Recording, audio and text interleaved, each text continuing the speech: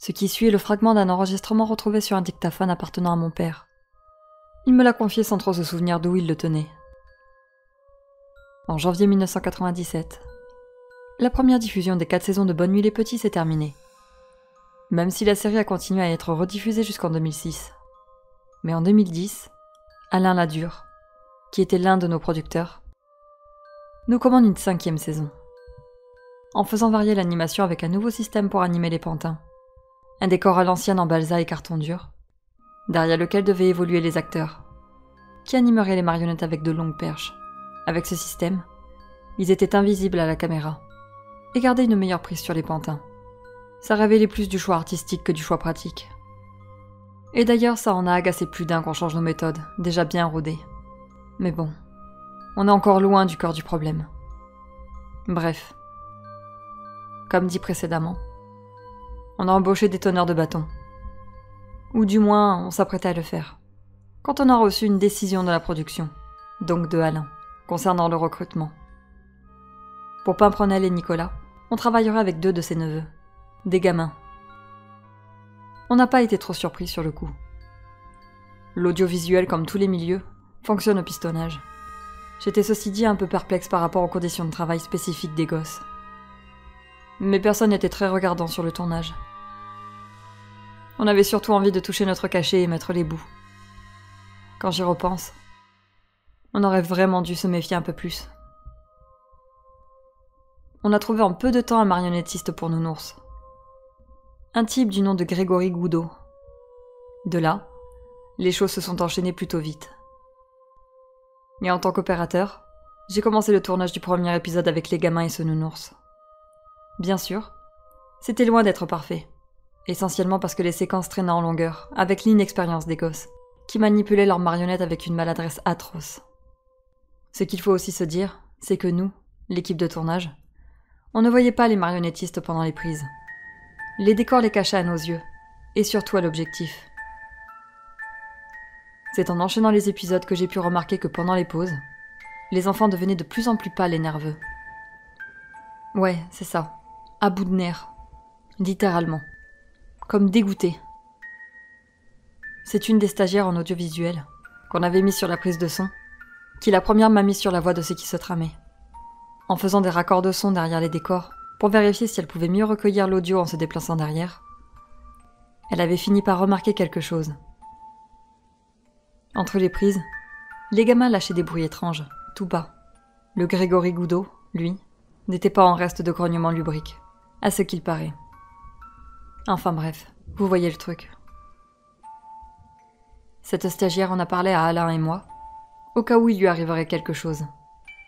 Et effectivement, Alain l'a viré. Moi, je n'ai rien dit. Comprenez-moi, je n'avais que ce travail, pas d'autre source de revenus, un fils à nourrir. Je vous dégoûte, hein? Je me dégoûte aussi. Parfois, je me dis que j'ai tenu ma langue pour mon fils.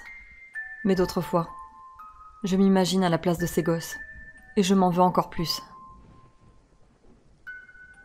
Les épisodes ont suivi leur cours, et j'ai commencé à noter les trucs malsains qui avaient lieu sous nos yeux, sans que tout le monde ne les remarque. Par exemple, les enfants disparaissaient systématiquement entre les scènes, pour se rendre dans l'une de nos rares loges, réservées au stock des accessoires. Dans le même temps, Grégory s'éclipsait lui aussi, et le costume de nounours avec. Au début, je pense que personne n'y faisait attention. Grégory justifiait ça par une pause clope. Et les gosses, la plupart des travailleurs sur le plateau couraient tout le temps dans tous les sens, alors... Vers la fin, on s'est retrouvés moins nombreux. Beaucoup de licenciements avaient été effectués. Avec du recul, je pense que beaucoup avaient flairé l'embrouille. Parce que Grégory ne sentait jamais la cigarette. Et plus le temps passait, plus les neveux du patron faisaient peine à voir. Ceux qui savaient et sont restés, comme moi, ont préféré se taire. Quand on est arrivé à 2 épisodes de boucler ce tournage nauséabond, les choses se sont corsées. On a trouvé le corps d'Alain, pendu dans son bureau de producteur. Il avait dû faire ça dans la nuit, en y restant après le départ de l'équipe. À partir de là, on n'a plus revu les gosses. En faisant mes recherches, j'ai appris que Grégory avait demandé un internement en hôpital psychiatrique. Et j'en viens à ce qui m'a fait demander cet enregistrement. Plus que la confiance d'avoir surpris des attouchements pédophiles et de n'avoir rien fait de concret, j'aimerais parler du lendemain de la mort d'Alain. Tout ça, c'est vraiment lourd à porter. Et avec le temps, c'est de pire en pire.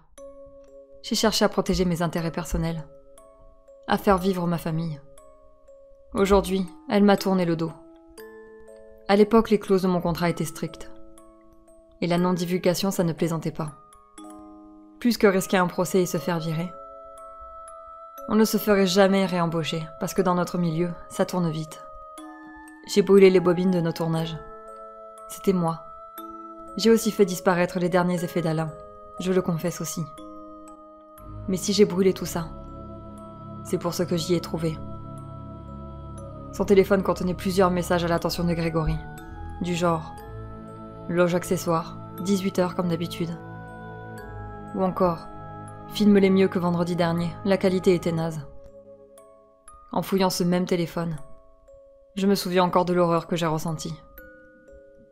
J'ai compris pourquoi Alain s'était pendu. Pourquoi Grégory ne se supportait plus. Le fait qu'il se soit fait interner n'était qu'une sorte de suite logique.